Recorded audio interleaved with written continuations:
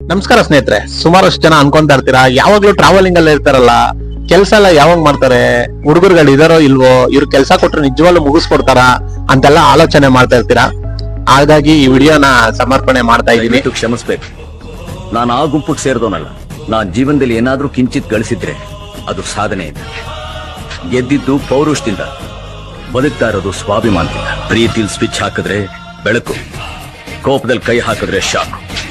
ಒಂಥರ ಕರೆಂಟ್ ಇದ್ದ ಹಾಗೆ. ನೂರಾರು ಕನಸುಗಳನ್ನ ಇಟ್ಕೊಂಡು ಈ ಎಲೆಕ್ಟ್ರಿಕಲ್ ಫೀಲ್ಡ್ ಬಂದೆ. ಈ 15 ವರ್ಷ ಸರ್ವಿಸ್ ಅಲ್ಲಿ ಸುಮಾರಷ್ಟು ಕಂಟ್ರಿಗಳ ಹತ್ರ ಕೆಲಸ ಮಾಡಿದೆ.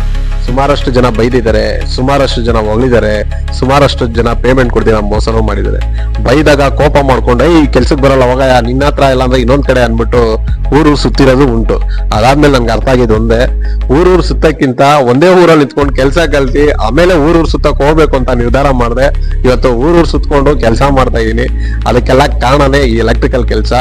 ಇವತ್ತು ಎಷ್ಟೋ ಜನ ಎಲೆಕ್ಟ್ರಿಕಲ್ ಫೀಲ್ಡ್ ಅಲ್ಲಿ ಇರೋರು ನಮ್ಗೇನ್ ರೆಸ್ಟೇ ಸಿಗಲ್ಲ, ಇವ್ರು ಹೆಂಗ್ ಇದನ್ನೆಲ್ಲ ಮಾಡ್ತಾರೆ ಅಂತೆಲ್ಲ ಯೋಚನೆ ಮಾಡ್ತಾ ಇರ್ತೀರಾ.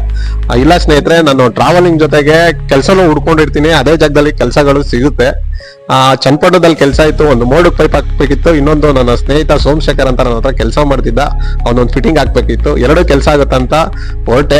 ಕೆಲ್ಸದ ಜೊತೆಗೆ ಬಿಲ್ಡಿಂಗ್ ಹತ್ರ ಹೋಗಿದ ತಕ್ಷಣ ಅವ್ನು ಒಂದೇ ಮಾತು ಕೇಳಿದ್ದು, ಅಣ್ಣ ಕೆಲಸ ಎಲ್ಲ ನೀಟಾಗಿ ಮಾಡಿದೀನಾ, ಚೆನ್ನಾಗಿ ಮಾಡಿದ್ದೇನ ಅಂತೆಲ್ಲ ಕೇಳ್ದ. ನೋಡಪ್ಪ, ನಾನು ಚೆನ್ನಾಗಿ ಮಾಡಿದೀನಿ, ಚೆನ್ನಾಗಿ ಮಾಡಿಲ್ಲ ಅಂತ ಹೇಳಕ್ಕೆ ನಾನೇನು ದೊಡ್ಡ ಮೇಧಾವಿ ಅಲ್ಲ. ನೀನ್ ಇಷ್ಟು ಮಟ್ಟ ಕೆಲಸ ಮಾಡ್ತಾ ಇದೀಯಾ, ಇಷ್ಟು ಚೆನ್ನಾಗಿ ಕೆಲಸ ಕೊಡ್ತಾ ಇದಾರೆ ಅಂದ್ರೆ ನೀನ್ ಪಕ್ಕ ಕೆಲಸ ಮಾಡ್ತಾ ಇರ್ತೀರ ಅಂತ ಹೇಳಿದೆ. ಈ ವಿಡಿಯೋ ಇಷ್ಟ ಆಗಿದೆ ಲೈಕ್ ಮಾಡಿ, ಶೇರ್ ಮಾಡಿ.